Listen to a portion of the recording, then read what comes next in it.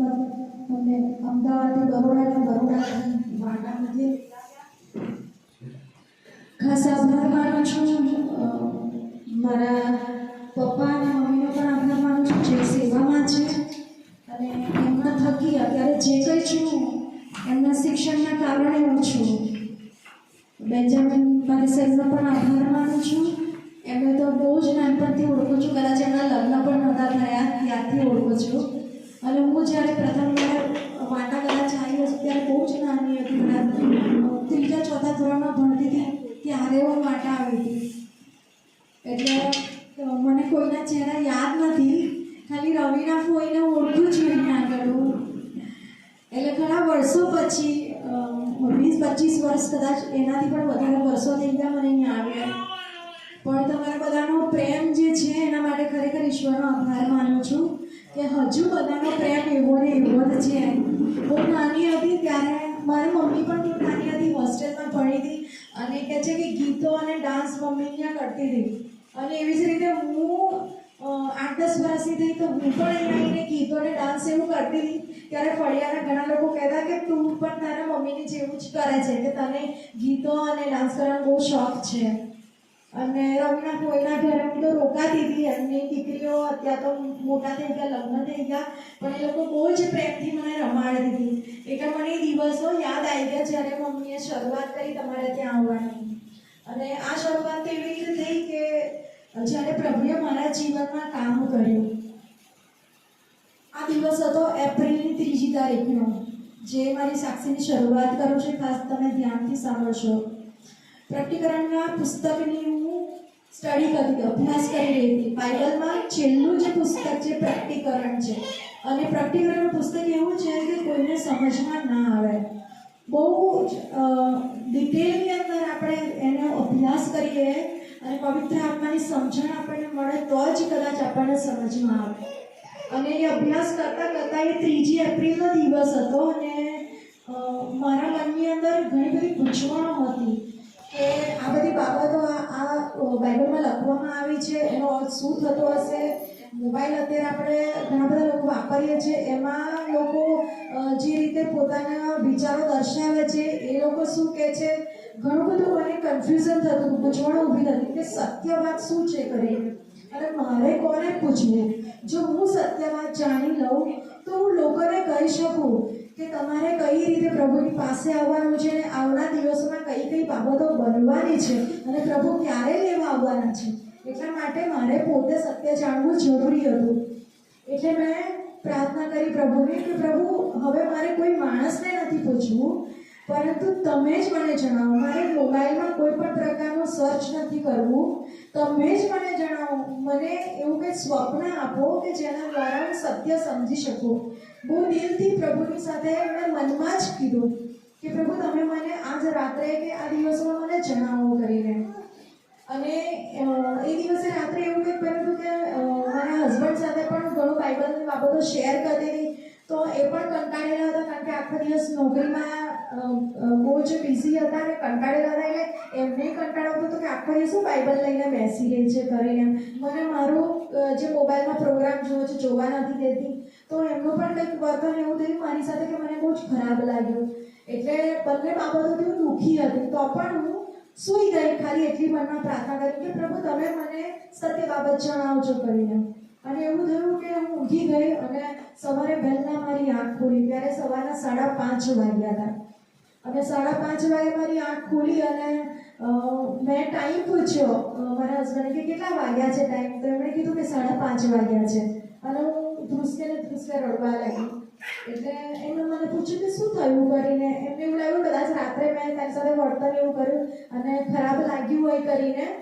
અને એમણે મને કીધું કે શું થયું, તું કેમ રડે છે કરીને. અને મેં એમને જણાવ્યું કે મને પ્રભુએ સ્વપ્નની અંદર એ બાબત જણાવી જે રાત્રે મેં પ્રભુને વિનંતી કરી હતી.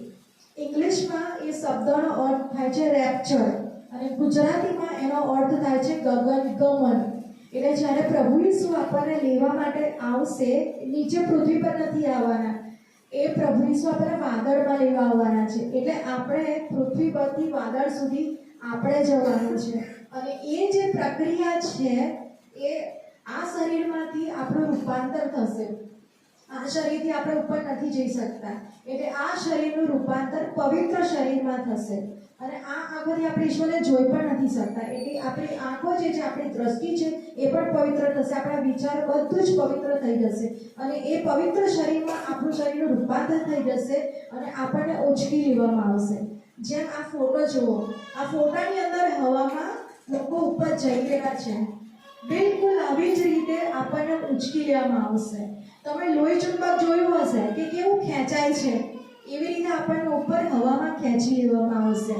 અને વાદળ જ્યાં પ્રભુ ઈસુ આપણને લેવા માટે ઊભા હશે દૂતોની ફોજ સાથે, ત્યાં સુધી આપણને લઈ જવામાં આવશે. અને દુનિયાના ખૂણે ખૂણેથી, કોઈ એક દેશ, ગામ, શહેર એટલું જ નહીં, આખી દુનિયા, જેટલા પણ આખી દુનિયાના દેશો છે, એ દરેક દેશોમાંથી જે પ્રભુના પસંદ કરેલા લોક હશે એ લોકોને ખેંચી લેવામાં આવશે. પરંતુ એ પ્રથમ જેઓ પ્રભુમાં મરણ પામ્યા છે એ લોકોને ઉઠાવી લેવામાં આવશે. એ લોકોને પહેલા નવું પવિત્ર શરીર આપીને લેવામાં આવશે. ત્યાર પછી આપણે જીવતા છે એ લોકોનો વારો, અને પછી ત્યાર પછી બધા ભેગા થઈ અને પછી પ્રભુ ઈસુ સ્વર્ગમાં લઈ જશે.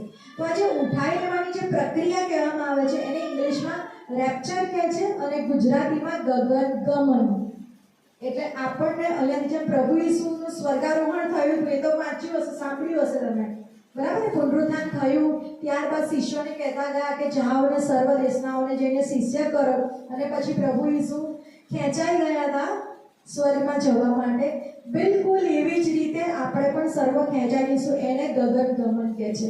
અને એ બાબત માટે મને ગૂંચવણ હતી કે આ બાબત થશે ક્યારે. આપણે સાંભળીએ તો ખરા કે આવી બાબત થવાની છે, પણ ક્યારે થવાની છે? મારો પ્રશ્ન એ હતો કે 7 વર્ષનો વિપત્તિકાળનો સમય આવવાનો છે, એટલે 7 વર્ષનો વિપત્તિકાળ પહેલા થશે, એની મધ્યમાં થશે, કે 7 વર્ષ વીતી જશે પછી આવશે પ્રભુ લેવા? ક્યારે લેવા આવશે કરી એ પ્રશ્નની ગૂંચવણ હતી. અને પ્રભુએ એ દર્શનની અંદર મને જણાવ્યું કે 7 વર્ષનો જે વિપત્તિકાળ વિદ્યમાનો છે એની પહેલા હું લેવા આવીશ. અને બહુ ઝડપથી. માણસો વિચારે કે અત્યારે થોડા પ્રભુ આવવાના છે, એ પ્રભુના વિચારો અને આપણા વિચારોમાં બહુ જ ફરક હોય છે. એટલે કે બહુ ઝડપથી હું લેવા માટે આવી રહ્યો છું. અને એ બાબત સ્વપ્નમાં પ્રભુએ મને બતાવી. અને એ સ્વપ્નની અંદર એવું હતું કે મારું ઘર હતું ગોધરામાં, અમે પહેલાં કરતા એ ઘર હતું, અને ત્યાં મારી મમ્મી સાથે હું વાત કરતી હતી, મારો ભાઈ હતો, અને કોઈક મીટિંગ જેવું અમારા ઘરે હતું.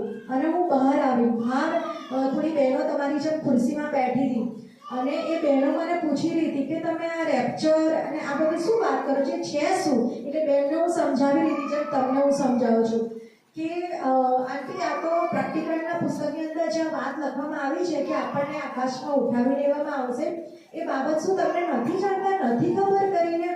અને આટલી વાત કરતી હોઉં છું અને રસ્તા પર મારી નજર પડે છે કે લોકો, દિવસનો સમય છે, આવો દિવસનો સમય છે, અને લોકો આકાશમાં ખેંચાઈ રહ્યા હોય છે. અને હું તો એટલી બધી ખુશ થઈ ગયો છું કે હું બધું મૂકીને દોડવા લાગું. દોડતા દોડતા મારા પગ હવામાં ખેંચાવા લાગે છે અને હું ઉચકાઉં છું ધીરે ધીરે ધીરે કરીને. અને મારી નજીકમાં એક દરિયો આવે છે, તો મને એવું બીક લાગે છે. પાણીની બીક આપણને બધાને લાગે, બરાબર ને? કેમ કે આપણને કે બધાને તરતા નથી આવડતું, તરતા આવડતું પણ હોય તો પણ પાણીની, ઊંડા પાણીની બીક દરેકને, દરિયાની બીક દરેકને લાગે. અને મને બીક લાગે છે કે પ્રભુ પડી તો નહીં જાઉં ને? અને પછી હું જોઉં છું તો આપણે 1 ઉપર પંખો કરેલો હોય અને એકદમ આપણે 5 ઉપર ફેરવીએ, પંખાની સ્પીડ વધી જાય ને, એકદમ આપણને ગરમી લાગી હોય તો આપણે સીધો 5 પર પંખો કરીએ, એમ મારી ઉપર જવાની સ્પીડ વધી જાય છે. એકદમ જ પ્રભુ જાણે સ્પીડ મારી ઉપર જવાની વધારી દે અને બહુ જલ્દી એકદમ ઝડપથી ઉપર ખેંચી લેવામાં આવે છે. અને આ જગ્યાએ મને જાણે કે મારું જૂનું શરીર, જે દુનિયાનું શરીર તૂટી અને નવું શરીર જાણે કે મળી રહ્યું છે એવો અનુભવ કરું છું. આમ બ્રિજ આપણને આમ કોઈ હલાવી નાખે, આમ કોઈ આપણે સૂઈ ગયા હોય, જગાડવાનું હોય, ના જાગતા તો કેટલું આમ ઝંઝોડી નાખે એવું કરે ને, બિલકુલ એવી જ રીતે મારું શરીર જાણે કે આમ ઝંઝોડી નાખ્યું હતું મને.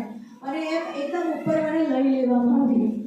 અને એ જે ક્રિયા જે બનવાની છે ને, જેના માટે મને ગૂંચવણ હતી, એ પ્રભુએ મને દર્શન દ્વારા જણાવી કર્યું. અને એમાં જ મારી આંખ ખુલી કરી. અને ત્યારે 5:30 વાગ્યા હતા. અને તમે વિચાર કરો કે રાત્રે લગભગ 12 વાગ્યાની આસપાસ મેં પ્રભુને વિનંતી કરી અને 5:30 વાગે તો પ્રભુએ મને જવાબ આપી દીધો. એટલે સત્ય વાત હું જાણી ચૂકી કે મારે હવે કોઈ વ્યક્તિને કે મોબાઈલમાં જાણવાની કે પૂછવાની જરૂર નથી. પ્રભુ ખુદ આપણી સાથે વાત કરતા હોય તો આપણે વ્યક્તિઓની જરૂર, કોઈ મીડિયેટરની જરૂર પડતી, કોઈ મધ્યસ્થની જરૂર પડતી નથી. અને ત્યારે મને ખબર પડી. ત્યારબાદ મેં પ્રભુને પ્રાર્થના કરી કે પ્રભુ મારે તમારા લોકોને બચાવવા છે. હું તો જાણી ચૂકી, હું જાણી લઉં, અને જો હું બીજાને ના કહું તો હું કેવી કહેવો, સ્વાર્થી કહેવો. મને સ્વર્ગનું સુખ મળે ને બીજાનું જે થવાનું થાય એવું મારાથી ના થાય કરીને તો પ્રભુ મને કદી ના લે. પણ પ્રભુએ જેમ પ્રેમ કરવાનું શીખવ્યું છે આપણને, બરાબર, દુશ્મન હોય તો પણ પ્રેમ કરવાનો. હું તમને પ્રેમ કરું તો તમે મને પ્રેમ કરો તો કરવાના જ છે, પણ હું તમને પ્રેમ ના કરું તોય તમે મને દિલથી પ્રેમ કરો. એ છે ખ્રિસ્તનો પ્રેમ. એટલે એ પ્રેમ પ્રભુએ કરવાનું કીધું ને. જાણે કે મને બોજ આવી ગયો કે મારે લોકોને બચાવવા છે. નહીં તો હું એવું કરી શકત, મારા મમ્મી પપ્પા કે મારા ભાઈ બહેનો કે મારા હસબન્ડનું ફેમિલી એટલા પૂરતું સીમિત હતું. તો પણ મને લાગણી થઈ આવી કે શા માટે ફક્ત ખ્રિસ્તી લોકો જ. આપણે તો ચર્ચમાં જઈએ, વચન વાંચીએ, કદાચ નાનપણથી ખ્રિસ્તી કુટુંબમાં જન્મ્યા હોય તોય આપણને થોડું શિક્ષણ હોય, પણ વિધર્મી લોકો, હિન્દુ હોય, મુસ્લિમ હોય કે બીજા કોઈ ધર્મના હોય, એમને કોણ કહેશે કે પ્રભુ ઈસુ લેવા આવી રહ્યા છે કરીને. અને ખરેખર બધા જ માટે મને એટલો બધો બોજ આવ્યો કે મારે લોકોને બચાવવા જોઈએ. કઈ રીતે, કેવી રીતે, મને કંઈ જ ખબર નથી, પણ મેં બહુ જ પ્રાર્થના કરી કે પ્રભુ તમારા લોક એ મારા લોક છે કરીને. અને તમે બચાવવા ચાહો છો એને હું પણ બચાવવા ચાહું છું. જેને તમે પ્રેમ કરો છો એને હું પણ પ્રેમ કરું છું. તો પ્રભુ તમે મારી મદદ કરો કે હું કઈ રીતે આ પૂરું કરી શકું. અને એ દિવસથી મેં પ્રાર્થના કરવાની શરૂઆત કરી. મેં મારા મમ્મી પપ્પાને બધાને વાત કરી, મારા સાસરીમાં વાત કરી, અને એ લોકો બહુ જ ખુશ થઈ ગયા. અને મારા સાસરીમાં એ લોકોને એટલો બધો આનંદ થયો કે ખરેખર ઈશ્વરે તને અમારા કુટુંબમાં મૂકી છે, કોઈક આયોજનથી કરી. તારા થકી અમે ઈશ્વરના દર્શન વિશે જાણી શક્યા. અને ખરેખર એમના હૃદયમાં મારા માટે બહુ જ માન વધી ગયું કે અમને જાણે કે એક ઈશ્વરની સેવિકા મળી કરીને. અને આપણને સાસરીમાં એક વહુને આટલું માન મળે ને એ ઈશ્વર તરફથી હોય છે. અને ત્યારબાદ અમે વિચાર્યું કે મારા જે જેઠાણી છે, એમના મોટા ભાઈના પત્ની છે, એમણે કીધું કે તું તારી સાક્ષી યુટ્યુબ ઉપર મૂક. અને મેં મારી સાક્ષી પીતા યુટ્યુબ ઉપર મૂકી કે આગળ પ્રભુ શું કરશે ખબર નથી, પરંતુ એ સાક્ષી મૂકી. અને ત્યારબાદ મારા મમ્મીને કહ્યું, અને મમ્મીએ વારાફરતી બધાને મોકલતી રહી સાક્ષી. અને એમ ધીરે કરતાં ઘણી બધી જગ્યાએ લોકો જાણવા લાગ્યા આના વિશે. અને મને વિચાર આવ્યો કે હવે નવી કઈ જગ્યાએ પ્રભુનું નામ ફેલાવી શકાય. અને 1 મહિના, મતલબ એ જ મહિનાની અંદર અમારે એવું થયું કે ગોવા જવાનો પ્રોગ્રામ થયો. ફેમિલી એટલે કુટુંબના ફરવા જઈએ કરીને અમે ત્યાં ગયા. અને ત્યારબાદ ત્યાં આગળ જાણે કે પ્રભુએ મારી અંદર કામ કરવાની શરૂઆત કરી કે તું લોકોને સુવાર્તા આપ કરીને. અને પ્રાર્થના કરી કે પ્રભુ મારું મુખ ખોલો, મારી જીભ ખોલો, અને મને શબ્દો આપો કે મારે લોકોને શું કહેવું કરીને. અને ત્યાં ગોવાથી સુવાર્તાની મારી શરૂઆત થઈ. અને ત્યાંથી મેં કોઈ પણ એવી અજાણી વ્યક્તિઓ, જેમ કે કોઈ દુકાનમાં વસ્તુ લેવા ગયા હોય કે કોઈ જગ્યાએ ખાવા ગયા હોય કે આપણે કોઈ પણ અજાણી વ્યક્તિ જોડે થોડી ઘણી વાતચીત થતી હોય, ત્યાં આગળ પ્રભુ ઈસુનું નામ આપવું અને પ્રભુ ઈસુ લેવા આવી રહ્યા છે એ વાત જણાવવી અને કઈ રીતે કહેવી એ પવિત્ર આત્માએ શીખવાડ્યું. અને પછી ત્યારથી શરૂઆત થઈ એ કહેવાની. ત્યારબાદ મને ઘણા બધા દર્શનો, ત્યાર પછી મને એવું હતું કે એક જ દર્શન થઈ ગયું એટલે હવે મારું કામ પતી ગયું કર્યું. પરંતુ આ નવું કામ ઈશ્વરે સોંપ્યું કે મારે લોકોને બોલીને સુવાર્તા કહેવાય. ત્યારબાદ ઈશ્વરે બીજા ઘણા દર્શન આપતા રહ્યા. એમાં ઈશ્વરે મને જણાવ્યું મારા પતિ વિશે કે એ પણ મારી જેમ કહે. અને એવું થયું કે એ દિવસે એપ્રિલની બીજા દિવસે હતો, સવાર પડી 5:30, એપ્રિલનો 4 તારીખનો દિવસ હતો. અને એ દિવસે મારા હસબન્ડને મેં કહ્યું, હું રડી પડી કે જો તમે વિશ્વાસ નહીં કરો ને તો તમે રહી જશો ને હું જતી રહીશ. હવે તમે વિચાર કરો કે બાઇબલમાં લખ્યું છે પતિ પત્ની, એમાંથી કોઈ રહી જશે, વિશ્વાસી હશે જતું રહેશે અને અવિશ્વાસી રહી જશે, એ જોડી તૂટી જાય તો શું હાલત થાય? કદી ના રહી શકે પતિ પત્ની એકબીજા વગર, બરાબર ને? આપણા બાળકો જતા રહે, મા બાપ રહી જાય તો કેવી પરિસ્થિતિ થાય? અને બાઇબલમાં તો લખ્યું છે કે આવી પરિસ્થિતિ બનશે જો વિશ્વાસમાં નહીં હોય તો. એટલે મેં તમને કીધું કે જો તમે ઈશ્વરના વચનોની અવગણના કરશો અને સ્વીકાર નહીં કરો તો પરિસ્થિતિ બહુ જ ખરાબ હશે કરીને. અને એમને બહુ આમ બીક લાગી ઈશ્વરની, અને એમને થયું કે ના ના, હું કેવી રીતે મારી પત્ની વગર રહી શકું. અને એમણે તરત જ મારી માફી માંગી કે મને માફ કર કે મેં તારી સાથે આવું વર્તન કર્યું, અને હું ઈશ્વરની પણ માફી માંગુ છું કે હવે આવું ફરીથી ક્યારેય નહીં કરવું. અને એ દિવસે એમના મનની અંદર ઘણી બધી બાબતો ચાલતી રહીને એ દિવસે એમણે સાંજે 8:15 વાગે પ્રભુનો સ્વીકાર કર્યો.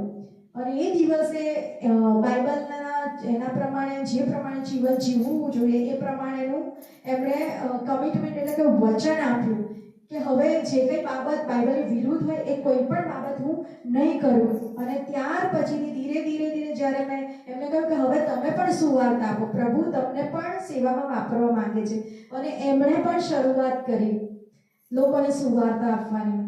અને આની અંદર એવું થયું કે આ બધી બાબતો ચાલતી હતી એ દરમિયાન જ પપ્પા ડીએસ તરીકે હતા, અને ડીએસ પછી પપ્પાને વાટા મંડળી સોંપવામાં આવી.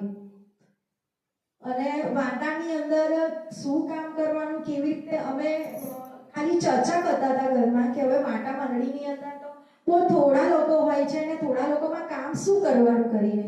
અને એ સમયે ઈશ્વરે મને વિચાર આપ્યો કે પપ્પા તો ચર્ચમાં આવે જ છે, રવિવારે બહુ ઓછા લોકો આવે છે મેં સાંભળ્યું હતું કે, અને બહેનો તો 1 કે ભાગ્ય 2, એટલે ગણતરીના લોકો જ આવતા હતા. એટલે મને દુઃખ થતું હતું કે ચર્ચ ઘણા વર્ષોથી છે મને ખબર છે, અને અહીંયા ભજન મંડળી ચાલતી હતી એ બી મેં જોયેલી છે કે ભરચક ભજન મંડળીમાં લોકો આવતા હતા. અને હવે ખાલી પડ્યું છે કરીને જ્યારે પ્રભુ લેવાવાના છે એવી પરિસ્થિતિની અંદર, એટલે જાણે કે ઈશ્વરે મને પ્રેરણા કરી કે તું તો નથી જઈ શકતી પણ તારી મમ્મીને મોકલ કરીને. એટલે મમ્મીને મેં વાત કરી કે મમ્મી તું વાટા કેમ નથી જતી કરીને, પપ્પા તો જાય છે, તું જા કરીને. અને મમ્મી કહે કે પણ મને દૂર પડે ને ત્યાં આવવા જવાનું ભાડું ને બધું. એટલે મમ્મી જગતની રીતે પણ સ્વાભાવિક છે કે આપણને જગતની રીતે પણ જ્યારે ઈશ્વરની સેવા કરવાનું વિચારે ત્યારે વિચારો ઘણા આવે. અને મમ્મીને મેં કહ્યું તું બિલકુલ ચિંતા ના કર, પૈસાની બિલકુલ તું ચિંતા ના કર, ઈશ્વર બધું પૂરું પાડશે, જે કંઈ જરૂર હશે તો હું ઊભી છું, પણ તું શરૂઆત કર. ભલે એક બહેનનો આત્મા બચશે ને તો પણ ચાલશે, પણ તું જા. અને એ મમ્મી ના જઈ શકે એટલે મારે શેતાને ઘણા પ્રયત્નો કર્યા કે મમ્મી 10 દિવસ બીમાર પડી ગઈ કે જઈ જ ના શકે. અને મમ્મી માટે અમે બહુ જ પ્રાર્થના કરી કે પ્રભુ શેતાન તમારી સેવા કરવા માટે રોકી રહ્યો છે, પણ તમે દરેક રસ્તા પાધરા કરો કરીને. અને એવો સમય આવ્યો કે મમ્મીને અહીં આવવાનું થયું. અને જ્યારે મમ્મી પહેલી વાર આવીને રિપોર્ટ આપ્યો કે બહુ સરસ રહ્યું કરીને, અને મમ્મી એક રમીના ફોઈનું નામ બોલે અને પીડી પરમારનું નામ બોલે કરીને, અને કહે છે કે બધા જ બહેનોનો એટલો સરસ ઉત્સાહ, મતલબ જેમ જેમ શુક્રવાર આવતો ગયો ને એમ બહેનોની સંખ્યા વધતી ગઈ કરીને. એટલે મને બહુ જ આનંદ થયો. એટલે 10 શુક્રવારે જ બેસે બસમાં, મને ફોન કરે અને રિટર્ન આવે ત્યારે મને આખું રિપોર્ટ બસમાં જ આપી દે મમ્મી કે આજે બહેનોને આવું શીખવાડ્યું અને બહેનોનો સરસ આ રીતે કરે છે, અને હવે તો બહેનો ગરબા પણ ગાય છે કે. એટલે મને બહુ જ આનંદ થયો કે પ્રભુ ખરેખર ત્યાં તમારું કામ થઈ રહ્યું છે. તમે યુનાની વાત શીખ્યા હતા ને, તો યુનાને કોણ ગળી ગયું હતું? માછલી. એટલે યુના ક્યાં ગયો હતો? નીનવે જવાનું હતું, પણ એ કઈ જઈ રહ્યો હતો? તાર્સીસ. બરાબર. હવે અત્યારે તો પ્લેનમાં જઈ શકાય છે, ત્યારે પ્લેન હતા નહીં, એટલે વહાણનો ઉપયોગ કરવામાં આવતો. અને એ જે વહાણ, જે જહાજ હતું એમાં બેઠો હતો. અને જ્યારે આપણે પ્રભુના માર્ગમાં ચાલવાનું હોય ને પછી આપણે બીજી તરફ જતા રહીએ ને તો ઘણીવાર પ્રભુ આપણને શિક્ષા કરે છે, એમના માર્ગમાં પાછા લાવવા માટે શિક્ષા કરે છે. એટલે યુનાને જે આજ્ઞા આપી તારે નીવેને જઈને લોકોને કહેવાનું છે કે ભાઈ તમે તમારા પાપથી પસ્તાવો કરો. 1,20,000 જે નીવેના લોકો હતા એનો નાશ થવાનો હતો. શા માટે નાશ થવાનો હતો? કારણ કે લોકો ઈશ્વરના નિયમની વિરુદ્ધ જીવન જીવી રહ્યા હતા, એવા કામ કરી રહ્યા હતા કે જે ઈશ્વરની આજ્ઞાનું ઉલ્લંઘન હતું કરીને. હવે એ નાશ થવા જઈ રહ્યો હતો, પણ ઈશ્વર નહોતા ચાહતા કે મારો કોપ આ લોકો ઉપર પડે. એટલા એટલા માટે ઈશ્વરને તો ખબર હતી કે યુના જશે અને લોકો માનશે, અને યુના જાય છે ત્યાં લોકોને કહે છે પસ્તાવો કરવાનું, અને ખરેખર લોકો પસ્તાવો કરે છે. અને રાજા હોય છે, રાજા સાંભળે છે કે યુનાએ આ રીતે જણાવ્યું છે લોકો પસ્તાવો કરે. રાજા પોતાની રાજગાદી છોડી અને એ પણ ટાટ પહેરે છે. એ વખતે એવું હતું કે કોઈ રાજા હોય, કોઈ મોટી વ્યક્તિ હોય, જો એને શોક કરવો હોય ને તો ટાટ પહેરે, શણના વસ્ત્ર પહેરે ત્યારે, અને પછી એ પસ્તાવો કરે. અને એ રીતે રાજાએ પોતાની રાજગાદી છોડી અને નમી ગયો, અને ઈશ્વરે એ જોયું અને પસ્તાવો એનો કબૂલ કર્યો, અને એ નીનવેનો નાશ થતા બચી ગયો. એટલે મેં મમ્મીને એવું કહ્યું, મમ્મી આ વાંટા છે ને એ નીનવે છે, નીનવે નગર છે, અને વાંટાને બચાવવાની જવાબદારી એ આપણી છે. એટલે આપણે ત્યાં આગળ ભલે થોડી તકલીફ પડે, પરંતુ ત્યાં જઈ અને આપણે શિક્ષણ આપવાનું છે. એટલે મમ્મીએ મને વાત કરી કે મોટા ભાગના બહેનો અહીંયા આગળ ભણેલા નથી કરીને. એટલે મેં મમ્મીને કહ્યું કે ઈશ્વરની આગળ ભણેલા ના ભણેલા એ ધારાધોરણ જગતનું છે. ઈશ્વરના માટે તો બધા એક જ છે. ઈશ્વરની ભાષા તો એક જ છે. આપણે ઈશ્વરને પ્રેમ કરીએ, ઈશ્વર આપણને પ્રેમ કરે, એમાં અભ્યાસ આવતો નથી. આપણે જગતની રીતે ગમે એટલા ભણેલા હોય, પણ જો આપણું જીવન આત્મિક ના હોય તો કશું કામનું કશું જ નહીં, એકદમ ઝીરો, બરાબર, શૂન્ય છે આપણું જીવન. એટલા માટે પ્રભુના વિચારો અને પ્રભુ જે પ્રમાણે આયોજન કરે છે અને આપણે આયોજન કરે છે એ બિલકુલ અલગ છે. કહે છે કે પૂર્વથી પશ્ચિમ જેટલું દૂર છે કરીને, એમ આપણા વિચારો અને ઈશ્વરના વિચારો બહુ જ અલગ પડે છે. એટલે ઈશ્વરનું આયોજન હતું વાટા ગામ માટે કે મમ્મી તમારે ત્યાં આવે અને ઈશ્વર શિક્ષણ જેટલું તમને સમજણ પડે. આપણે કોઈ પ્રકારની એવી પરીક્ષા નથી લેવાની કે કોણ પહેલો નંબર આવે કે બધાને આવડવું જોઈએ. ફક્ત ને ફક્ત પ્રભુ ઈસુને ઓળખ માટે આપણે શિક્ષણ લેવાનું છે, અને મુખ્ય હેતુ તો એક જ છે કે પ્રભુ ઈસુ આપણને લેવા આવવાના છે. કોણે સ્વર્ગમાં જવું છે? જેને સ્વર્ગમાં જવું એ હાથ ઊંચો કરે. બધાને જવું છે. અને નર્કમાં કોણે જવું છે? હાથ ઊંચો કરો. કોણે જવું છે નર્કમાં? કોઈને નર્કમાં નથી જવું, બરાબર. જો જીવન આપણે પ્રભુમાં જીવીએ તો ચોક્કસ આપણે સ્વર્ગમાં જવાના છે. પણ જો જીવન આપણે પ્રભુમાં ના જીવીએ અને આશા આપણે સ્વર્ગમાં જવાની રાખીએ તો થાય ના થાય. એટલે પ્રભુએ આપણને તક આપી છે, બરાબર. તમે લોકો તો ખરેખર બહુ લકી કહેવાઓ કે પ્રભુ ઈસુના આવતા પહેલા તમને તક આપી છે ઈશ્વરે. એ વાંટા ગામને પણ લઈ જવા માંગે છે એમની જોડે સ્વર્ગમાં. અહીંયા ભલે કદાચ તમે કાચા મકાનમાં રહેતા હોય, તમારી પાસે પૈસા ના હોય કે વસ્તુઓ ના હોય કરીને, ત્યાં સ્વર્ગમાં બધા કેવા હશે? એક સમાન હશે, બરાબર ને. પણ સ્વર્ગનો રાજ્યનો આપણે વારસદાર થવા માટે અહીંયા કંઈક આપણે બલિદાન આપવા પડશે. જેમ કે હું તમને કંઈક એવું બોલી દઉં છું તો તમારે સામે શું નમ્રતા બતાવવાની છે. મારાથી ભૂલ થાય છે તો તમારે મને માફી આપવાની છે. પણ તમે પણ જો મારી સાથે એવો જ વ્યવહાર કરશો તો આપણે ખ્રિસ્તના બાળકો ના કહેવાઈએ.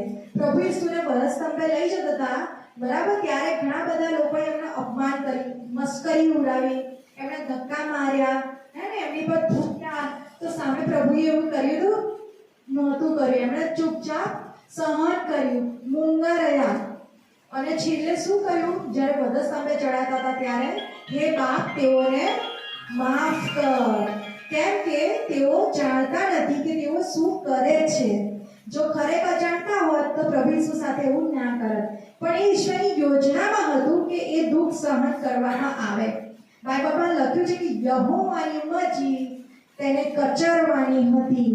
હવે વિચાર કરો, કોઈ વસ્તુ આપણે કચડી નાખીએ, બરાબર, આપણે આદુ લસણમાં એને બરાબર આમ લસોટીએ તો જ એ ઝીણું થાય, બરાબર ને. તો પ્રભુ ઈસુને એ રીતે કચરવામાં આવ્યા. તો શું એમની વેદના નહીં થઈ હોય? કેટલી વેદના થઈ હશે. એમને કોરડાના માર મારવામાં આવ્યા, 39 ફટકા મારવામાં આવ્યા. અને જે કોરડો હતો ને એ તો કેવો હતો? હાડકાની પેલી બરછી હોય ને, આમ મારે ને તો એની સાથે માંસના લોચા કહે ને એ બહાર આવે એમ કરી. આપણે સહેજ કટ વાગીએ, ચીરો પડી જાય તો આપણે લાઈ થઈ જાય ને, કશું દવા લગાવી દઈએ, પટ્ટી લગાવી દઈએ. આ તો કેટલો ઘા, અને માથે જે કાંટાનો મુંગટ હતો, આપણને માથામાં સેટ ટાંકણી વાગી જાય કે પીઠ વાગી જાય તો કેવું થઈ જાય? આ તો કાંટાનો મુંગટ અંદર ગોફવામાં આવ્યો હતો. એ પરિસ્થિતિ કેવી હશે? એક ખીલ્લી વાગે તો કેવું થાય? ખીલ્લા હાથમાં અને પગે મારવામાં આવ્યા હતા. અને જો એ ઈસુએ આપણા માટે લોહી વહેવડાવ્યું છે તો આપણે શું કરવાનું છે? અત્યારે કદાચ આપણે જીવ તો ના જ આપવાનો થાય, ફક્ત આપણે હૃદય આપવાનું છે ઈશ્વરને. આપણું જે હૃદય છે એને શુદ્ધ કરવાનું. શુદ્ધ હૃદય કઈ રીતે થાય? તો આપણી અંદર જે કઈ જગતરૂપી મેલ હોય એ કાઢવાનો છે.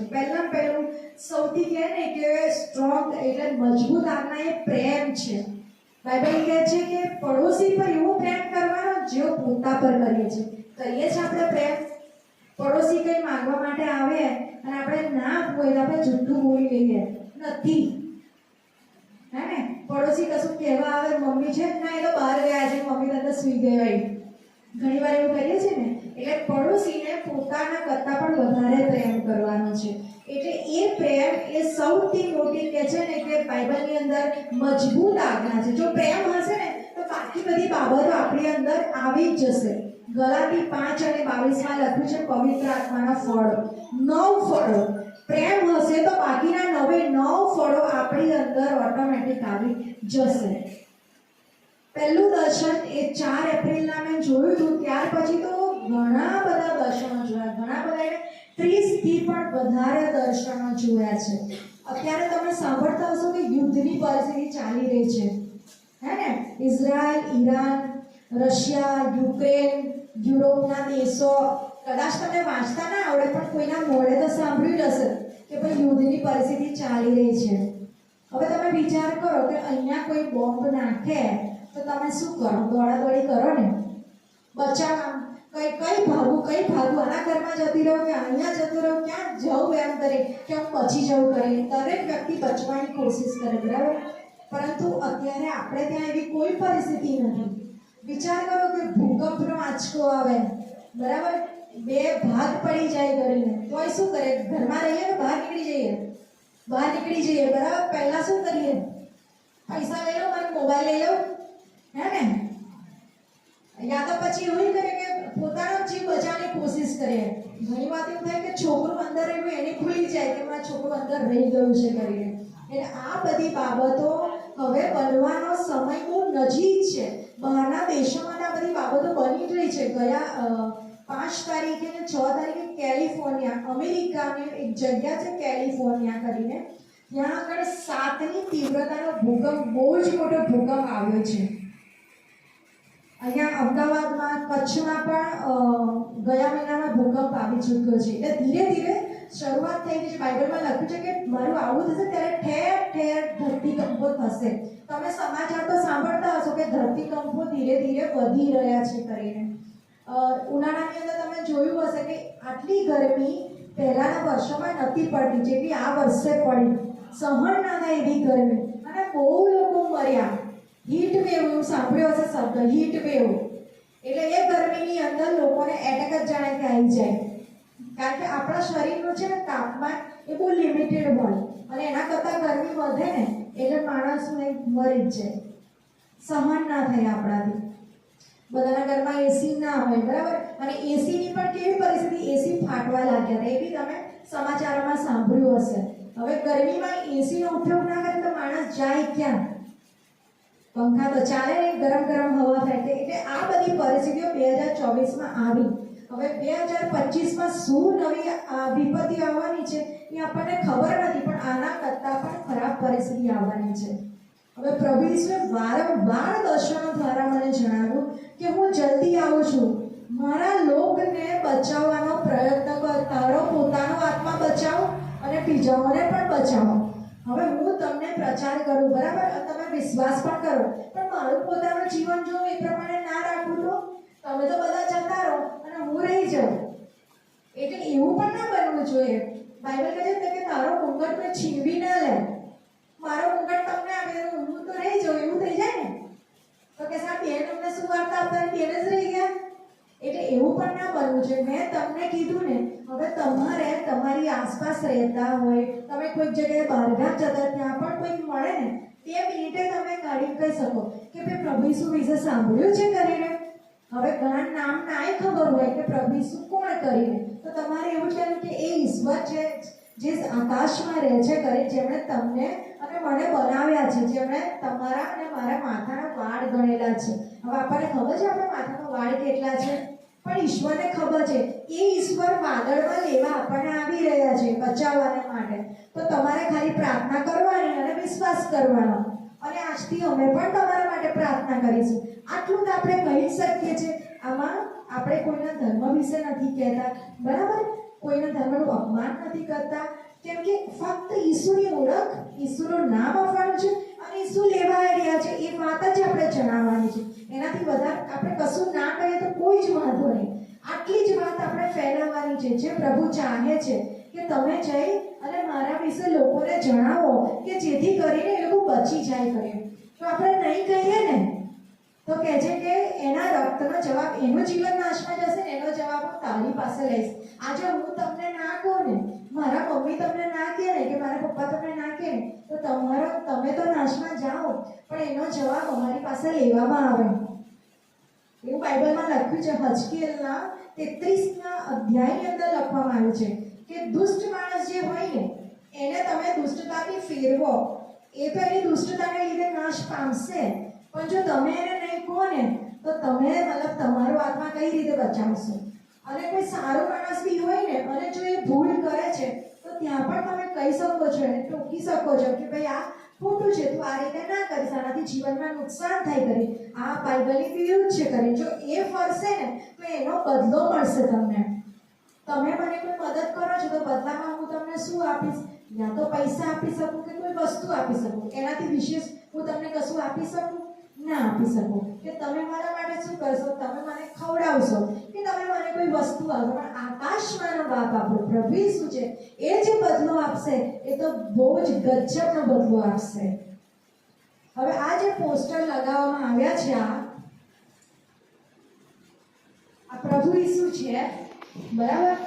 અને આ લોકોની ફોજ છે. આ દર્શન પણ મેં જોયેલું છે કે પ્રભુ ઈસુ લેવા આવ્યા છે ને આખી એમની દૂતોની ફોજ છે, હજારો અને લાખો દૂતોની ફોજ છે. અને એમને ગીતો ગાતા પણ મેં જોયેલા છે. અને પ્રભુ ઈસુ બની શકે કે આવી રીતે ઘોડા પર સવાર થઈને પણ લેવા આવે. અને લખ્યું છે કે છેલ્લું રણસિંગનું વાગતા જ આપણું રૂપાંતર થશે. એટલે 7નો આંકડો એ પ્રભુના માટે બહુ કહે છે કે સંપૂર્ણતાનો એક આંકડો કહેવાય છે. 7 રણસિંગના, 7 કટોરા, 7 પ્યાલાની વાત કરવામાં આવી છે. તો જો 7 રણસિંગના પ્રમાણે હોય તો 7 દૂતો મેં બનાવ્યા છે. અમે પોતે ડ્રો કરેલું છે. અને 7 દૂતો જાણે કે રણસિંગડા વગાડી રહ્યા છે. છેલ્લું રણસિંગનું વાગશે ત્યારે આપણું રૂપાંતર થાય ને આપણને ઉપર ખેંચી લેવામાં આવશે. અને એની સાથે સાથે હું મારી ડ્રોઈંગ બુક લાવી છું.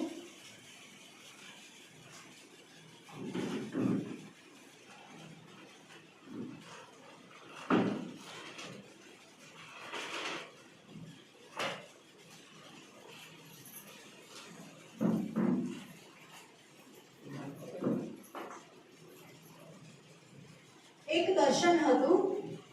એ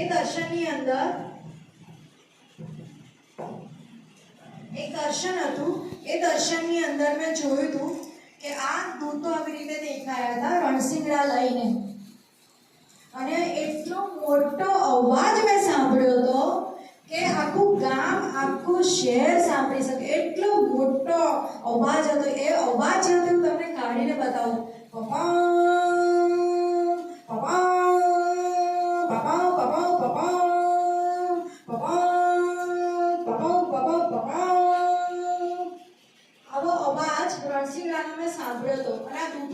વગાડી રહ્યા હતા. અને હું જોઉં છું કે આજુબાજુમાં લોકો જાણે કે હવામાં ખેંચાઈ રહ્યા હતા. અને મેં જોયું તો મારા મમ્મી પપ્પા આગળ જ હતા અને એમનું મેં રૂપાંતર થતા જોયું.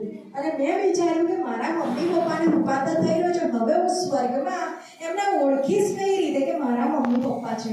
અને તરત જ જાણે આત્મામાં મને ખબર પડી કે સ્વર્ગમાં આપણે છે ને એકબીજાને ઓળખી શકીશું. કે આપણા કોણ સગા થાય છે. ભલે ને પહેલા મરણ પામ્યા હોય તો પણ આપણે એકબીજાને આત્મામાં ઓળખી શકીશું કે આ મમ્મી છે કે પપ્પા છે કે દાદા છે કે કાકા છે કે કાકી છે કે પત્ની છે કે પતિ છે. અને ત્યાર પછી તરત જ જાણે કે મારું રૂપાંતર થયું અને હું ખેંચાવા લાગી. એટલે આવા તો અનેક ઘણા દર્શનો મેં જોયા હતા.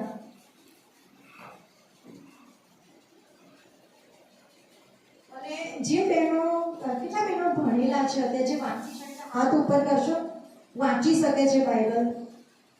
અત્યારે મને 2 3 4 4 જણ 5 બરાબર 5 જણ દેખાય છે 6. એટલે જેટલા વાંચી શકે છે ને, અને જે લોકોને કદાચ વાંચી નથી શકતા પણ ચિત્ર જોઈ શકે છે બરાબર. આ ચિત્રની અંદર આ તમને કોનું ચિત્ર દેખાય છે? આ મોં કોનું દેખાય છે? કયા પ્રાણીનું મોં દેખાય છે? સિંહનું દેખાય છે બરાબર. અને આજુમાં આ દૂત દેખાય છે રણસીંગડા લઈને, બીજો આ બાજુ છે બરાબર.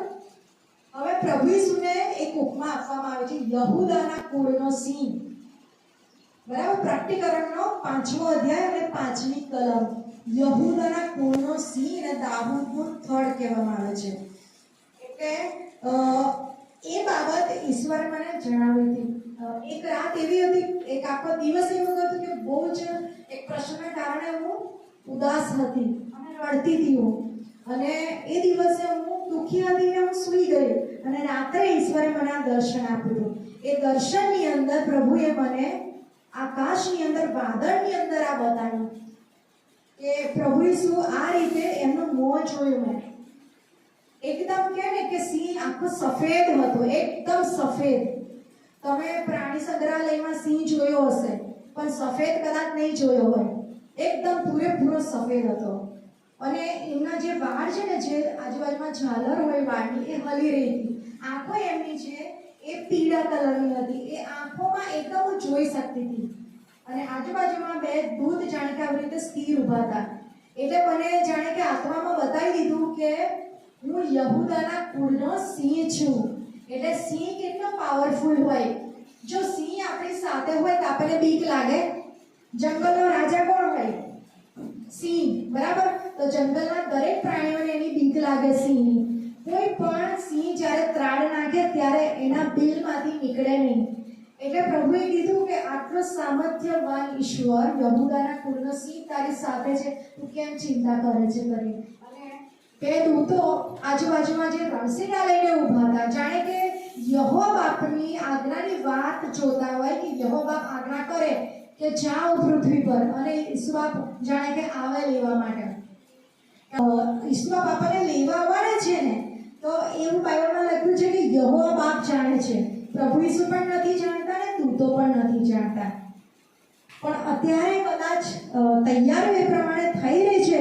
બસ એ ઘડી કહેવાની વાર હશે કે કઈ ઘડીએ પ્રભુ જવું. જો અત્યારે હું તમારી સાથે વાત કરી રહી છું અને અત્યારે યહોવા બાપ આજ્ઞા કરે, પ્રભુ ઈસુને કહે કે જાઓ અને તમારી કન્યાને લઈને આવો, તો પ્રભુ આ ઘડીએ લેવા આવે બરાબર. અને અત્યારે જો ખરેખર તમે હૃદયથી સાંભળી રહ્યા હશો તો ચોક્કસ તમે મારી સાથે લઈ જાય. અને જો આમાંથી અડધા જ સાંભળતા હશે, અડધા કંઈક બીજા વિચારોમાં ચાલતા હશે ને, તો અહીંયા જ રહી જશે. કારણ કે મને તો એવું લાગે તમે બધા જ સાંભળો છો, પણ પ્રભુ તો શું જોવે છે? હૃદય જોવે છે કે હૃદયથી, દિલથી સાંભળો છો તમે અને સ્વીકારો છો એને, બરાબર ને. અને બીજું એક આ દર્શન હતું. આ દર્શનની અંદર તમને શું દેખાય છે? ખુરશી પર બેઠેલું કોઈ દેખાય છે? ખુરશી પર બેઠેલું કોઈ દેખાય છે? પ્રભુ ઈસુ જેવું દેખાય છે કોઈ? હે ને? એ પ્રભુ ઈસુ જેવું દેખાય છે. ખરેખર પ્રભુ ઈસુ જ બેઠા છે. અને આ મેં જોયું હતું, સ્વર્ગ જોયું હતું. હવે સ્વર્ગ જોવાની ઈચ્છા દરેકને હોય. આપણે સાંભળ્યું છે કે કાશ્મીરને જગતનું સ્વર્ગ કહેવામાં આવે છે બરાબર. પણ આ તો ઈશ્વરનું સ્વર્ગ છે, દેવનું સ્વર્ગ છે, દેવનું રાજ્ય છે. અને આ જે નાના નાના દેખાય છે ને, એ દૂતો છે. જે લખ્યું છે હજારો અને લાખો દૂતો કહેવામાં આવ્યું છે બાઇબલમાં. તો એની ગણતરી મને ઈશ્વરે કહી કે આ હજારો અને લાખો દૂતો છે. એ દૂતોને મેં આપણા માટે તૈયારી કરતા જોયા. એ આપણા આવવાની તૈયારીઓ કરી રહ્યા હતા. અને જાણે કે પ્રભુ ઈસુ એક સ્માઇલ આપી રહ્યા હતા. અને આ જે સાઈડમાં તમે જોવો છો, આ ઝીણા ઝીણા જે જોવો છો એ લોકો છે ગગન ગમન થતા, એટલે જે કહું છું ને હું કે આપણે હવામાં ઉચકાઈ જવાનું છે, એ લોકો બતાવ્યા હતા ઈશ્વરે મને કે આ રીતે તમે આવશો મારી પાસે કરીને. અને આ રીતે મેં સ્વર્ગ જોયું હતું. અને એવું તો સ્વર્ગ ઈશ્વરે ઘણી બધી વાર મને જણાવ્યું છે.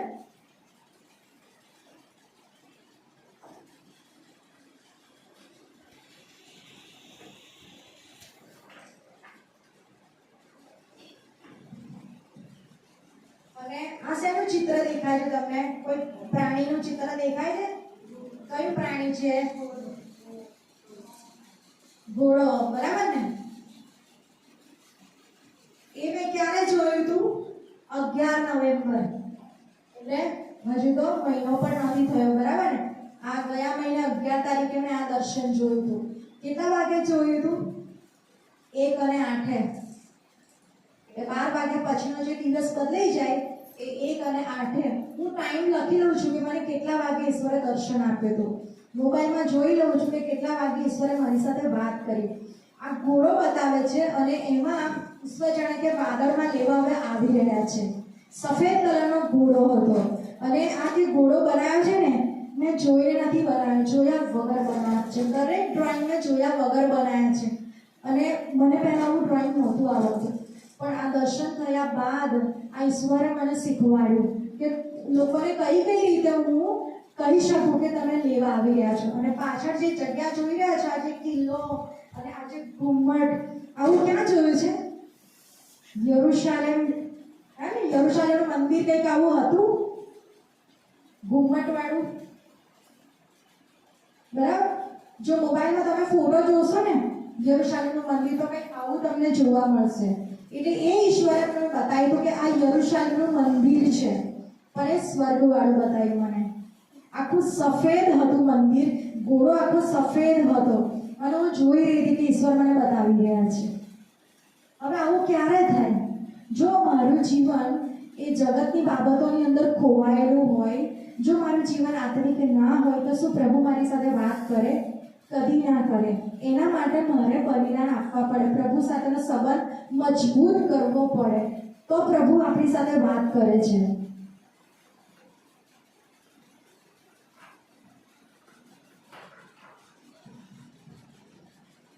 આ રીતે યરુશાલેમનું મંદિર હતું. અને સાઈડ પર આપણે કિલ્લા, તમે લાલ કિલ્લા બે જોઈ રહ્યા હશો.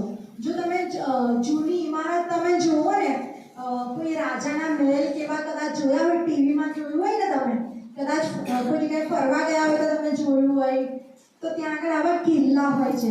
વર્ષો પહેલાના રાજા આવા કિલ્લા બનાવતા હતા. એ પણ મેં એની અંદર દર્શનની અંદર જોયા હતા. એ ખરું તો આપણે જઈશું ત્યારે જોવા મળશે, પરંતુ દર્શનમાં ઈશ્વરે ના બતાવ્યું. એ કેમ બતાવ્યું? ખાલી મારા પૂરતું બતાવ્યું? ના, તમારા જેવા લોકોને તૈયાર કરવાને માટે કે આ દર્શન દ્વારા હું તમને લોકોને જણાવું કે પ્રભુ ઈસુનું આવવું કેટલું નજીક છે. વારંવાર ઈશ્વર મને દર્શન અઠવાડિયે 10 દિવસે આપીને કહેતા રહે છે કે તું તૈયાર કર લોકોને, કે જેથી કરીને હું આવું ત્યારે રહી ના જાય.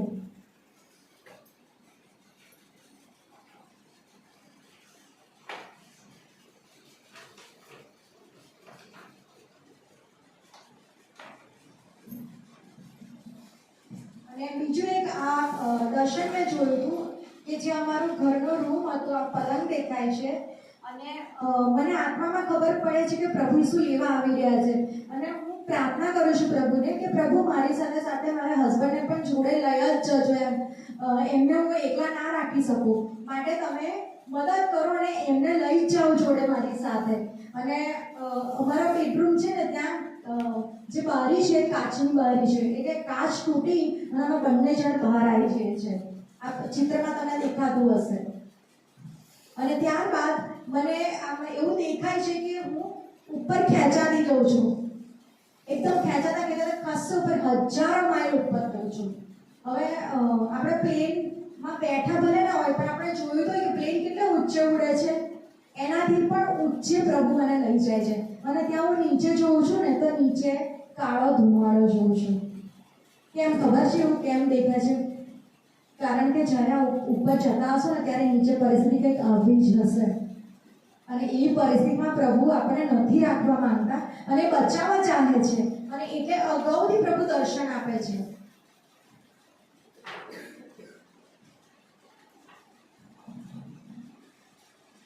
આમાં તમને શું દેખાય છે? આ શેનો ફોટો દેખાય છે?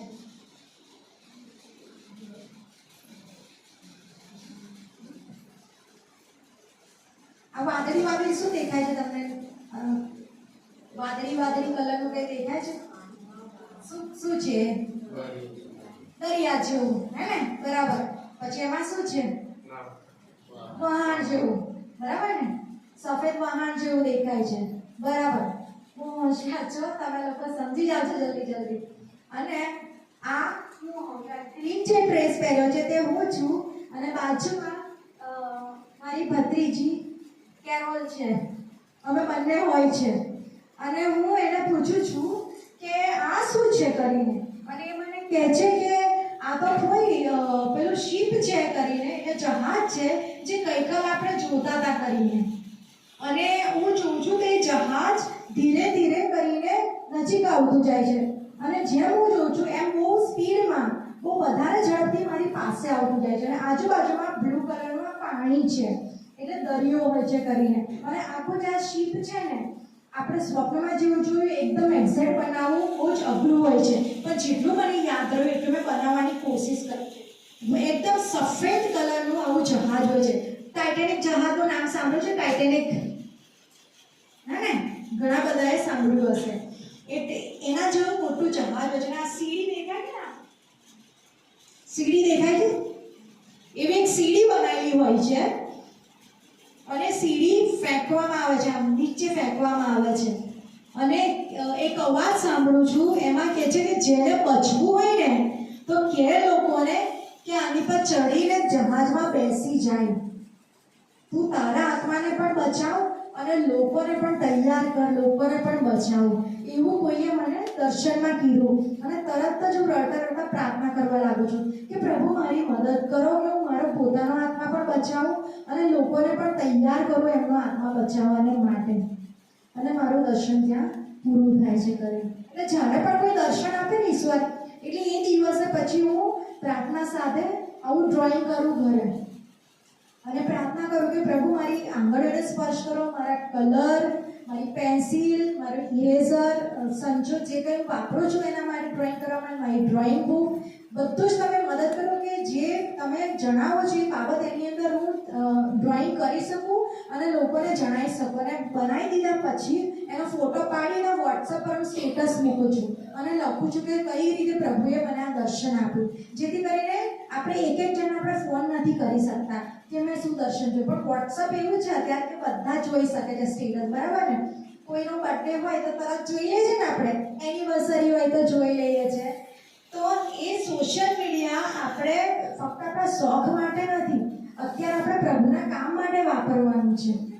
એટલે હું પ્રયત્ન કરું છું કે પ્રભુની સુવાર્તા આ રીતે પણ જાય અને લોકોને થાય, વિશ્વાસ થાય કે ખરેખર પ્રભુ આવી રહ્યા છે.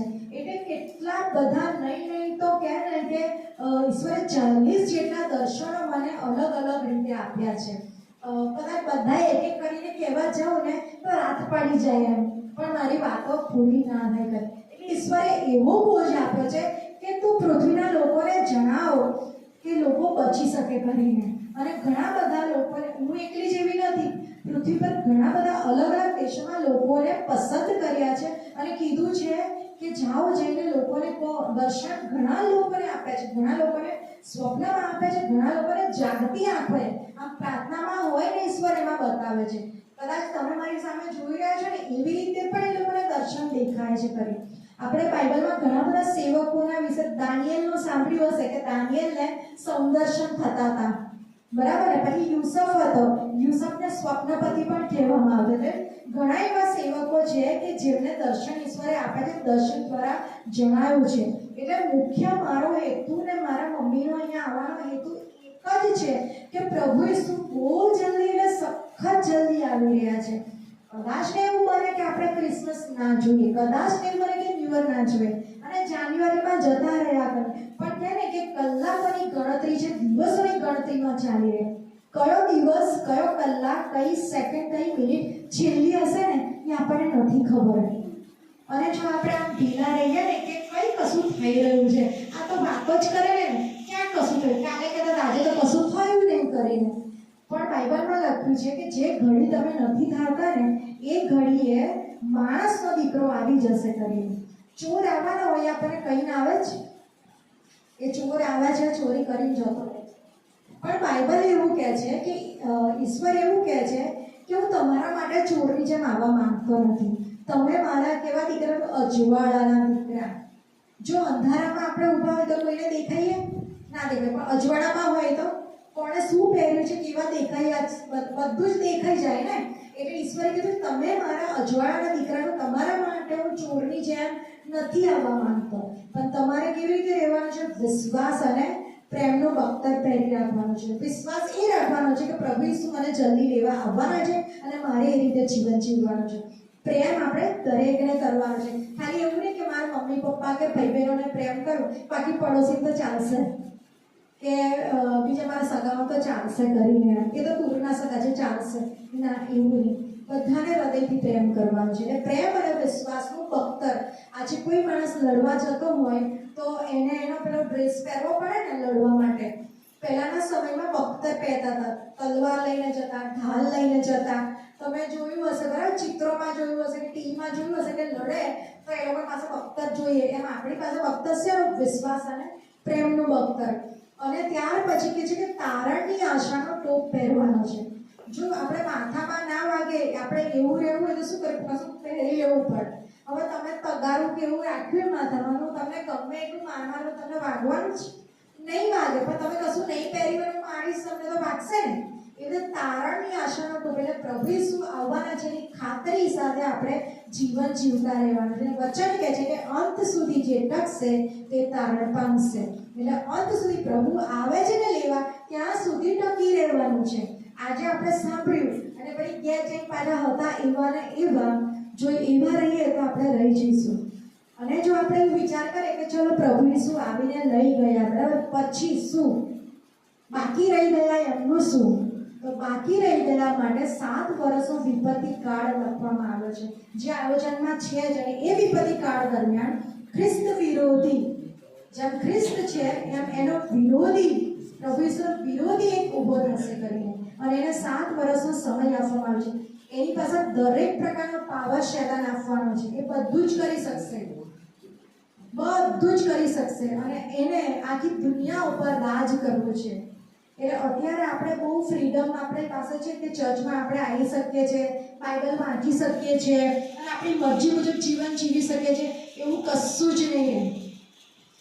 એના કાયદા કાનૂન લાગશે. જેમ કે અત્યારે આપણે આધાર કાર્ડ આવી ગયા છે, આધાર કાર્ડ વગર ચાલે છે? બધી જગ્યાએ બેંકમાં ખાતું ખોલાવો તો આધાર કાર્ડ લાવો, કોઈ પણ જગ્યાએ આધાર કાર્ડ લાવો. જ્યારે કોરોના આવ્યો ત્યારે પેલી વેક્સિન કમ્પલસરી થઈ ગઈ હતી, બરાબર ને, કે ભાઈ 2 ડોઝ તો લેવા જ પડશે, નહીં તો આપણને તો પેલું કહે ને કે મુસાફરી કરવાનું જાણે કે અઘરું થઈ ગયું તેમ. એટલે એ વખતે એવા કાયદાઓ લાગુ કરવામાં આવશે ને કે જો એ ના માનીએ ને કરીને તો આપણને કશું પણ મળશે નહીં. જેમ અત્યારે પેલું ઓનલાઈન પેમેન્ટ કરે જ બધા, હે ને, ગૂગલ પે ને ફોન પે કરે છે, એવી બાબત આવશે છાપ લેવાની. બાઇબલમાં લખ્યું છે કે કપાળ પર અથવા તો જમણા હાથ ત્યાં છાપ લેવામાં આવશે કરી. અને એ છાપ કોની હશે? ખ્રિસ્ત વિરોધીની. અને જો એ છાપ તમે નહીં લીધી હોય ને તો તમે કશું વસ્તુ ખરીદવા જશો ને, કપડાં તો દૂરની વાત છે, કરિયાણું નહીં મળે, પાણી નહીં મળે, કશું જ તમે કરી નહીં શકો. અને તમે એવું વિચારતા કે અમારે તો ખેતર છે, અમે તો ખેતરમાં રોપીને ખાઈ લઈશું, એ ખેતરે કબજે કરી લેશે તો શું કરશે? કશું જીવવા લાયક આપણને રહેવા નહીં દે. એની સાથે સાથે પ્રેમ ઠંડો પડી જશે. અત્યારે તમે જે કુટુંબ સાથે રહેતા હશો, બરાબર, સાસુ સસરા હોય કે મા બાપ હોય, ભાઈ બહેનો હોય, બીજા કદાચ તેરાણી જેઠાણી સાથે રહેતા હોય, કુટુંબમાં પ્રેમ નહીં રહેવું કે છે. મા બાપ જ બાળકોને પકડાઈ દેશે કે જાઓ અને લઈ જાઓ. અને જો તમે એ પ્રમાણે નહીં કરો તો તમને મારી નાખવામાં આવશે. અને એ સમયે જે રહી ગયેલા લોકો હશે ને, જો એમને બચવું હશે ને તો કહે છે કે તમારા સર ધડથી અલગ કરવામાં આવશે, કાપી જ નાખશે, સીધું માથું જ કાપી નાખશે. અથવા તો તમારે ભાગીને ફરવું પડશે. અત્યારે કોઈ પોલીસને ચોર પકડવો હોય તો એમના માટે બહુ આસાન છે. કેમ? મોબાઈલ આવી ગયો છે, નેટવર્ક આવી ગયા છે, એવા લોકોએ આવી ગયા છે કે જેને પૈસા આપો તો મદદ કરે કે ભાઈ આ માણસ છે અહીંયા સુધી લાવવાનો છે.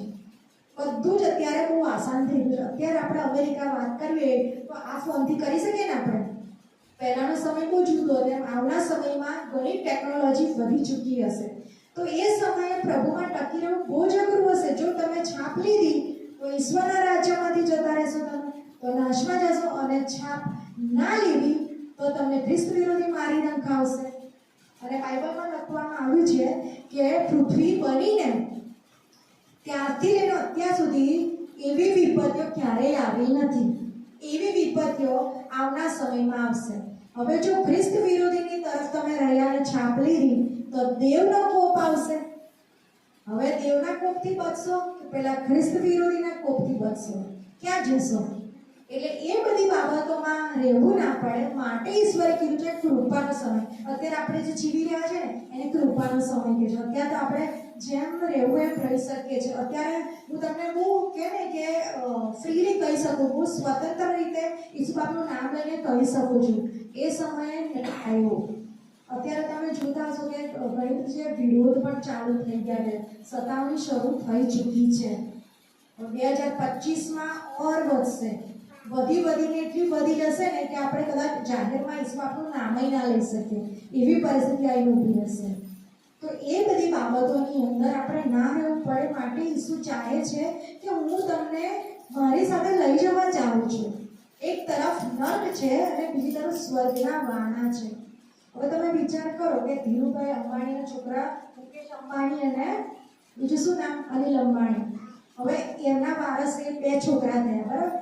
એમના છોકરા આપણે હોય તો આપણી પરિસ્થિતિ કેવી હોય? આપણે તો ગાડીમાંથી પગ ના મૂકીએ, બરાબર ને? અને સોનું તો ભરી પહેરી લીધું હોય નહીં.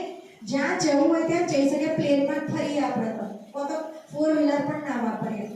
તો વિચાર કરો કે જગતના જે લોકો છે, પૈસાવાળા લોકો, એ આટલું બધું પોતાના બાળકોને આપી શકે છે. તો આપણે તો કોના વારસદાર છે? પ્રભુ ઈસુના વારસદાર છે. તો એ આપણને કેવો બદલો આપશે? ગજબનો બદલો આપણને આપવાના છે. તો એ બદલો લેવા માટે અત્યારે આપણે સહન કરવું પડશે. અત્યારે કદાચ થોડા મહિના પૂરતું કદાચ સહન કરવું પડે. હવે તો બહુ સમય બી નથી, કારણ કે પ્રભુએ કીધું છે કે આ પેઢી ગુજરી જશે નહીં. એટલે અત્યારે આ જે ઉંમર આપણી ચાલી રહી છે ને કરીને, આપણે કોઈ બીજા 10 વર્ષ નથી જીવવાના કે ચલો ભાઈ 5 વર્ષ છે, 10 વર્ષ છે, એવું હવે નથી. વર્ષ પણ આપણી પાસે નથી. 6 મહિના મુશ્કેલ છે. મહિનાઓની અંદર, દિવસોની અંદર ચાલી રહ્યા છે. અને જો ઈશ્વરે દર્શન દ્વારા જણાવી દીધું છે તે બહુ પાકી ખાતરી છે કરીને, એટલે હવે આપણે રાહ જોવાની જરૂર નથી. જો તમે જીવન ના સોંપ્યું હોય ને, હજુ પણ એવી બાબતો કદાચ હું ના જાણતી હોય તમારા અંગત જીવનને, પણ તમે તો જાણો છો ને કે કઈ બાબતો મારી અંદર એવી છે કે જે મારે ના કરવી જોઈએ. તો તમે માફી માંગો, કબૂલ કરી લો ઈશ્વરની આગળ. કોઈને નહીં કહો તો ચાલશે, પરંતુ ઈશ્વરને કહી દો કે હા, મારાથી આટલી બાબતોને હવે હું કોશિશ કરીશ કે પ્રભુ સંપૂર્ણ રીતે તમારી અંદર હું આધીનતામાં જીવન જીવીશ કરીને.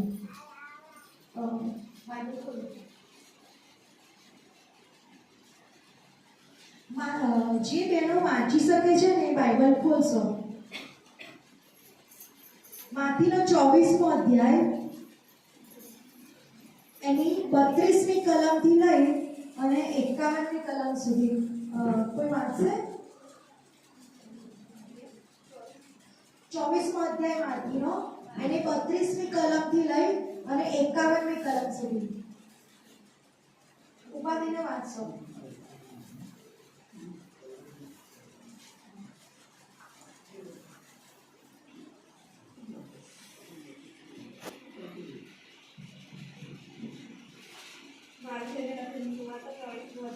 અને 32-51. હવે જેવી પછી તેનું દૃષ્ટાંત શીખો. જ્યારે તેની ગાડી પૂરી હોય છે તે પાંદડા સૂકવા માટે છે. જ્યારે તમે જાણો છો કે ઉનાળો પાસે આવ્યો છે, એમ જ જ્યારે તે બધા જુઓ ત્યારે તમારે જાણવું છે કે એટલે બહારના જ આગળ છે. હું તમને ખરીદ કહું છું કે બધા પેઢી ગુજરી નહીં જશે. આકાશ તથા પૃથ્વી જતા રહેશે, પણ મારી વાતો જતી રહેશે નહીં. પણ તે દહાડા તથા ઘડી સંબંધી બાપ વગર કોઈ પણ જાણતો નથી. આકાશના દૂતો નહીં, તેમજ દીકરો પણ નહીં. અને જેમ નૂહના સમયમાં થયું, તેમજ માણસના દીકરાનું આવું પણ થશે. કેમ કે જળ પ્રલયની અગાઉ નૂહ વહાણમાં ચડી બેઠો ત્યાં સુધી તેઓ ખાતા પીતા આવીને સૌને તાણી લઈ ગયો ત્યાં સુધી તેઓ ન સમજ્યા. તેમજ માણસના દીકરાનું આવું પણ થશે. તે વખતે ખેતરમાં બે માણસ હશે, એક લેવાશે અને બીજો પડતો મૂકાશે. બે સ્ત્રીઓ ગંભીર દળતી હશે, એક લેવાશે અને બીજી પડતી મૂકાશે. માટે જગતમાં જાગતા રહો, કેમ કે જાણતા નથી કે કયા દિવસે તમારો પ્રભુ આવશે. પણ એ જાણો છો કે ચોર ક્યારે પહોરે આવશે. જો ધણી જાગતો હતો તો જાગતો રહે અને પોતાના ઘરમાં તેને ખાતર પાડવા ન દે. એ માટે તમે પણ તૈયાર રહો, કેમ કે ઘડીએ તમે જાણતા નથી કે જે ઘડીએ માણસનો દીકરો આવશે તો તે ચાકરને તેના ધણીએ પોતાના ઘરના વખતસર ખાવામાં આપવા સારું પોતાનો વડલો કારભારી ઠરાવ્યો છે. તેઓ વિશ્વાસુ તથા બુદ્ધિમાન ચાકર પણ છે. જે ચાકરને તેના ધણી આવીને એમ કરતો દેખે અને તેને ધન્ય છે. હું તમને ખાતરી કહું છું કે તમે પોતાની બધી સંબંધીઓ કારભારી ઠરાવશે. પણ જો કોઈ ભૂંડો ચાકર પોતાના મનમાં કહે છે કે મારા ધણીને આવતા વાર છે અને બીજાના ચાકરોને મારવા તથા સત્તાઓની સાથે ખાવા પીવા લાગે, તો જે દહાડે તેની વાત કરતો હતો તે જ ઘડીએ તે જાણતો નથી. તેવી વખતે તે ચાકરનો ધણી આવશે ને તે તેને કાપી નાખશે અને તેનો બાદ ભંગીઓની સાથે ડરાવશે. ત્યારે પ્રભુ તે રાત થશે. Thank you. શ્રીબેન ઊભા થશે અને માટીનો 25મો અધ્યાય એની 1 થી 13 કલમ આપશે. 1 થી 13 કલમ. તો આકાશના રાજ્યોને દેશ કુમાર કાર્યોની માં આપશે કે જેઓ તે પોતપોતાના મસાલો લઈને વગેરે મળવા સારું બહાર નીકળી અને તેઓમાંની 5 મૂર્ખ હતી ને 5 બુદ્ધિમાન હતી. કેમ કે તે મૂર્ખીઓ પોતાની મસાલો લીધી ખરી, પણ તેઓએ સાથે તેલ લીધું નહીં. પણ બુદ્ધિઓએ તો પોતાની મસાલો સાથે પોતાનું પુષ્પળમાં તેલ લીધું અને વરને આવતા વાર લાગી એટલામાં તેઓ સર્વ ઝોકા ખાઈ ઊંઘી ગઈ. અને મધરાતે બૂમ પડી કે જુઓ વર આવ્યો, તેણે મળવાને નીકળ્યો.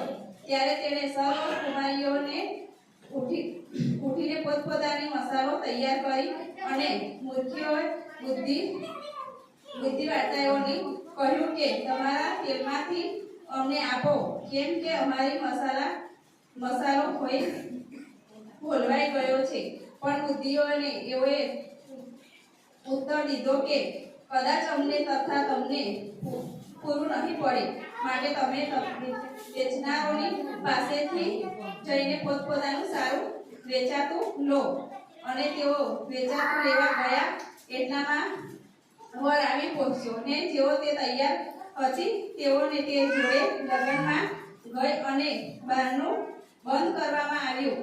પછી તેઓએ બીજી કુમારીઓ કાકાઓને આથીઓ કહ્યું કે ઓ સર્વોમેશ્વરી